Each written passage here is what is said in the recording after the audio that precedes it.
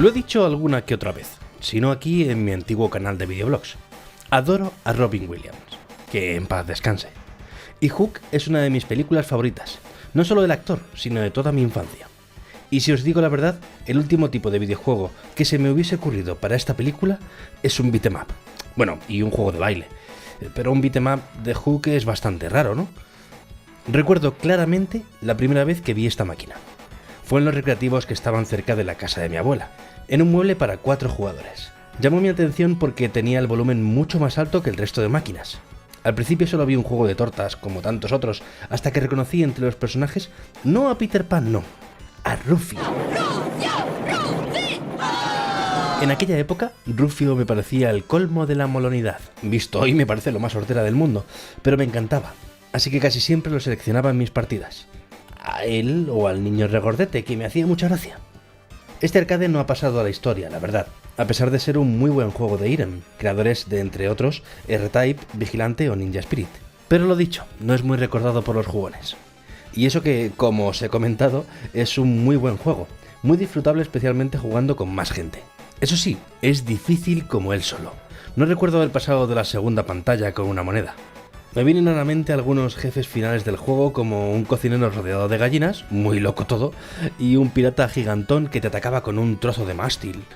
Una pena que no tuviese conversión a sistemas domésticos, que yo sepa. Así que si queréis probarlo, toca tirar de emulador.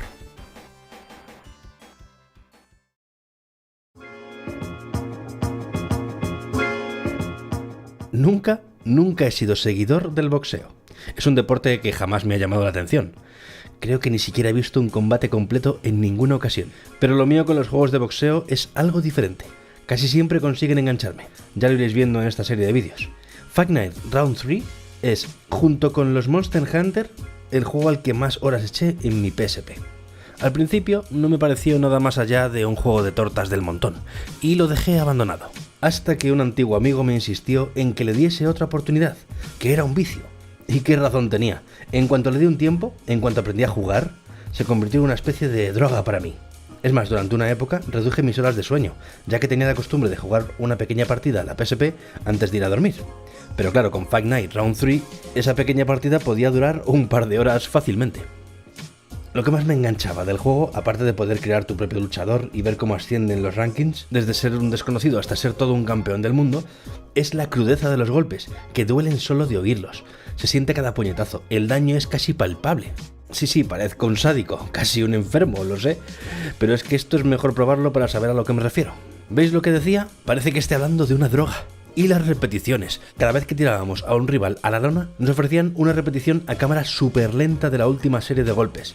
Convertían algo tan violento en pura poesía pugilística. Madre mía, me estoy escuchando y estoy quedando como un ultraviolento. Nada más lejos de la realidad. De verdad, probad este título y me comentáis. ¿Veréis a lo que me refiero? Veréis cómo engancha.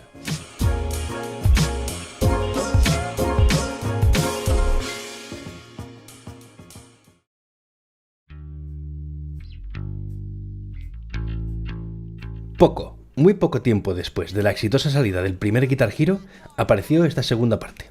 Como ya os comenté, estaba totalmente enamorado de la primera entrega, así que no tardé en hacerme con este Guitar Hero 2 para PlayStation 2. Y la verdad, mejoró a su predecesor. La lista de canciones que incluía el juego era auténticamente brutal. Temas como Woman de Wolf Mother, Monkey Wrench de Foo Fighters o Killing the Name de Rage Against the Machine hacían que lo diese todísimo cuando jugaba. Recuerdo a mi madre entrando en la habitación, aún vivía con mi madre, sí, y quedándose callada, mirando cómo jugaba. A veces me pedía que tocase la de Kiss, que es uno de sus grupos favoritos, y en el juego estaba Strutter, uno de los temas más famosos de la banda. Pero por lo que siempre recordaré Guitar Hero 2 es por descubrirme grupos clásicos como Cheap Trick o Rush, a los que no había prestado atención hasta entonces. Recuerdo lo mal que lo pasé hasta que pude completar en experto Freebird, el tema más complicado del juego, y un auténtico hit entre los fans de Guitar Hero. Poco más tarde, cuando compré la Xbox 360, me enteré de que la versión de este juego para la consola de Microsoft incluía más canciones y no dudé en hacerme con ella. Además, no me venía mal tener una guitarra para esta máquina, pues Guitar Hero 3 estaba a punto de salir al mercado, y esto ya sería el culmen de la saga. Pero de eso ya hablaremos. Hoy no, lo dejamos para otra entrega de los juegos de mi vida.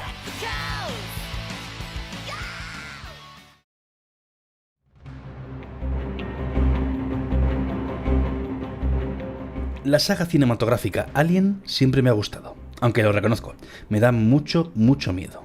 Siempre que veo alguna de las películas del xenomorfo, paso una mala noche soñando con el monstruo. ¿Qué le voy a hacer? Soy un cagueta. Este juego llegó a mi casa de la mano de mi hermano mayor. Formaba parte de la línea Platinum, que eran aquellos juegos reducidos de precio para PlayStation. Qué malos ratos pasé jugando Alien Trilogy. Recuerdo jugar muy en silencio y atento al detector de movimiento que se veía en pantalla. Si sonaba, mal. Algo andaba cerca y no tenía buenas intenciones, seguro.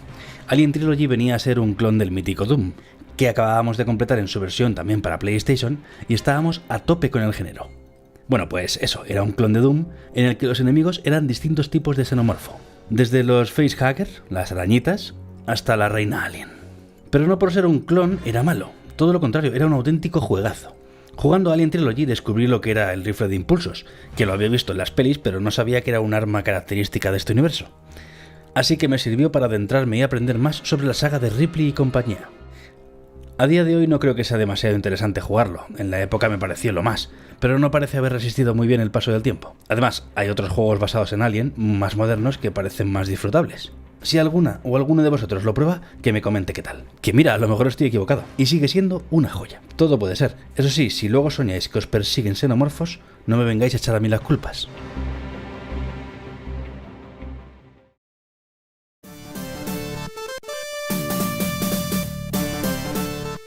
Cuando hablamos de Dragon Ball, la cosa es seria. Es la serie más mítica de mi infancia, la que más me gustaba, la que me empujó a seguir viendo anime, mi preferida, a fin de cuentas. Y claro, cualquier juego que tuviese que ver con Son Goku y compañía, me gustaba. Ya he dicho muchas veces que no tuve Super Nintendo en la época. En la máquina de Nintendo había varios juegos de Dragon Ball. Los conocía, pero nunca los había jugado. ¡Qué envidia me daba no tener Super Nintendo! Imaginad mi sorpresa y mi alegría al llegar un día a la tienda donde alquilaba los juegos y ver que había un juego de bola de dragón para mi querida Mega Drive. Vamos, di literalmente botes de alegría. Dragon Ball Z, L'Appel du Destin, que vaya nombrecito, es sin duda el videojuego que más veces he alquilado. De seguro que con todo el dinero que gasté alquilándolo, podía haberlo comprado varias veces. En fin, el ansia viva. No sé si este juego era mejor o peor que los de Super Nintendo, la verdad. Pero no me importa, pues me encantaba poder pelear contra Freezer, Célula o las fuerzas especiales. Me sabía todos los ataques especiales de memoria y llegué a terminar el juego sin apenas esfuerzo con todos los personajes. No sé por qué, pero el que mejor se me daba a manejar, a pesar de no ser el más poderoso de la serie, era Krillin, que os confieso que siempre ha sido uno de mis personajes preferidos del manga de Akira Toriyama. Seguro que no es el mejor título de Dragon Ball, pero es el primero al que puedo jugar en mi casa y, por lo tanto, al que más cariño guardo.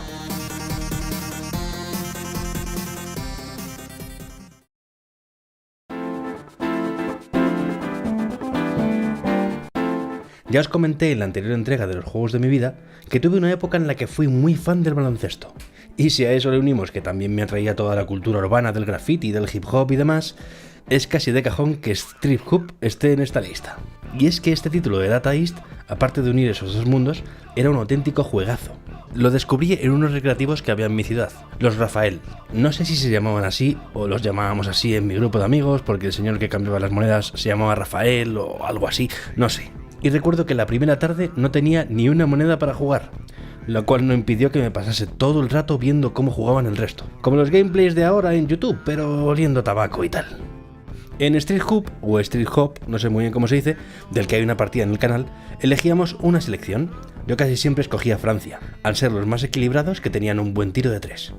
Y a medida que marcábamos canastas, llenábamos un medidor de potencia que cuando estaba al máximo teníamos dos opciones. O tirábamos un triple dentro del lado de la cancha rival, triple que siempre iba a entrar, o hacíamos el mate más espectacular de la historia, también imparable, y que llegaba a doblar la canasta entera.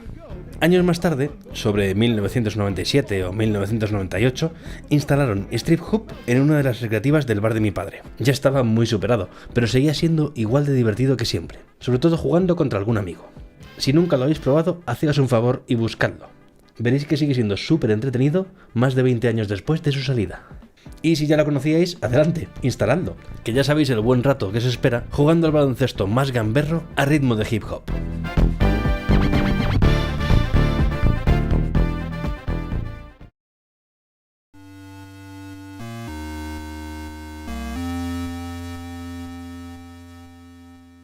Creo que este es el juego más raro de todos los que voy a hablar aquí. De hecho, no sé si encontraré algún gameplay o alguna ROM para poder grabar una partida y poder ilustrar estas palabras. Don Leoncio era un juego educativo que teníamos grabado en un cassette en nuestro Amstrad CPC, mi hermano y yo. Como muchos de los juegos de la época, Don Leoncio era muy simple. A ver cómo lo explico, y a ver si lo recuerdo bien. Al principio tenías que escribir un texto en una pantalla. Una vez que terminabas, pasabas a otra pantalla en la que manejabas una aspiradora al más puro estilo Snake, famoso juego de la serpiente que se hizo archiconocido gracias a Nokia. Tenías que ir recogiendo las letras del texto que habías escrito anteriormente en el orden correcto. Si nos cerrábamos el paso con la propia aspiradora, se acabó. Game over. ¿Que por qué está este juego en la lista? Muy sencillo. Este juego lo jugaba justo en la época en la que estaba aprendiendo a leer y escribir con mis cuadernos Micho. Me encantaba a pesar de su simpleza y me hacía sentir el niño más listo del mundo al poder aplicar al juego lo que aprendía en clase. Sinceramente no sé de dónde salió este Don Leoncio, pero quedó grabado a fuego en mi mente hasta hoy. Es muy especial para mí y por eso está en esta lista. No todo iban a ser juegazos históricos, ¿no?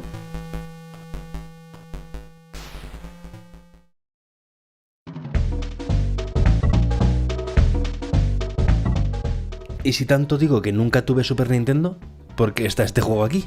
Muy fácil. Donkey Kong Country tiene el honor de ser el primer juego que descargué de internet. Ya os comenté que tardé mucho en tener PC en casa. No sé si fue en 1997 o así cuando lo tuvimos. Y después de haber oído mil maravillas de este juego en el programa de radio Game 40 durante años, siempre me quedó la espinita de probarlo. Así que en cuanto tuve la oportunidad, y con oportunidad me refiero a una conexión de 56K y un emulador de Super Nintendo a mano, lo probé. Ya era un juego entre comillas antiguo en 1997, tened en cuenta que yo tenía una PlayStation, pero me encantó. Por fin podía jugar a la Super Nintendo en casa. Y qué mejor manera de empezar que por Donkey Kong, que había sido el culmen de la potencia gráfica de esta consola.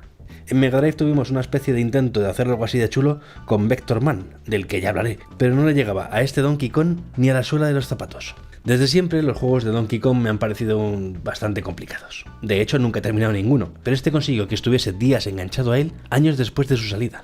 Conseguir las letras que formaban la palabra Kong, subir a lomos de Rambi el rinoceronte y acabar con todos los cocodrilos, todos son grandes recuerdos. Por cierto, yo prefería manejar a Diddy antes que a Donkey.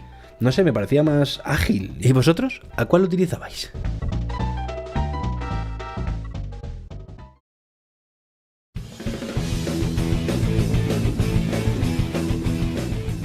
Hasta 2010 o así, siempre fui más de Pro que de FIFA.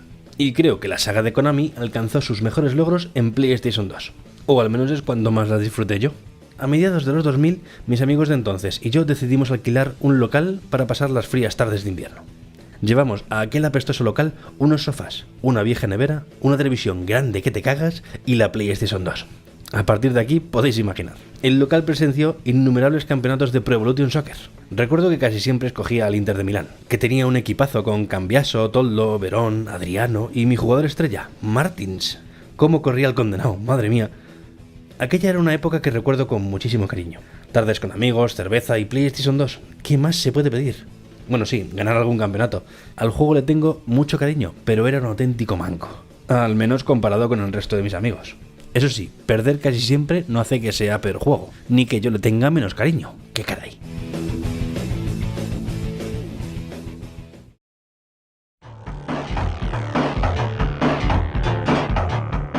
Final Fight es, y de esto estoy casi seguro, el primer videojuego del que fui fan.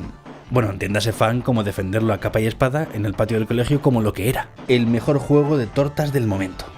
Recuerdo tener páginas y páginas de mis cuadernos del colegio llenas de dibujos de los personajes del juego de Capcom. Y es que vaya personajes tan carismáticos. Cody, el rubiales boxeador, al menos en mi mente de prepuber era eso, un boxeador. Gui, que era mi favorito, pues en aquella época me encantaban las artes marciales. Y el todopoderoso Hagar, cuyos golpes parecían más crudos que los del resto. Alguna vez ya os he comentado que tuve la suerte de poder probar muchas recreativas gracias a que mis padres tenían un par de ellas en el negocio familiar. Pues bien, Final Fight fue, junto a Carrier Air Wing, la primera remesa de juegos que recibimos en el bar. Y le eché monedas a mansalva. Hay documentos gráficos, que lo siento pero no mostraré aquí, en los que se me ve vestido de comunión jugando a Final Fight junto a mi hermano en una máquina completamente rodeada de niños. Es que vaya pedazo de juego el que nos trajo Capcom. Recuerdo que alucinaba con los enemigos, donde destacaban Abigail, Andore o Katana, que luego he visto que se llamó Sodom en otros juegos. Alucinaba incluso con los propios escenarios, y es que no todos los días uno se pelea en el interior del metro o destroza coches con sus propias manos. Y alucinaba también con los grandes momentos que proporcionaba este juego, como la pelea contra los tres Andores, la batalla contra Rolento en el ascensor, o la forma en la que derrotábamos al enemigo final. Probablemente, y a pesar de que años después se vio muy superado por otros títulos, Final Fight sea mi beat'em up preferido, el que marcó la pauta de cómo hacer un buen yo contra el barrio a los que vinieron mucho más adelante.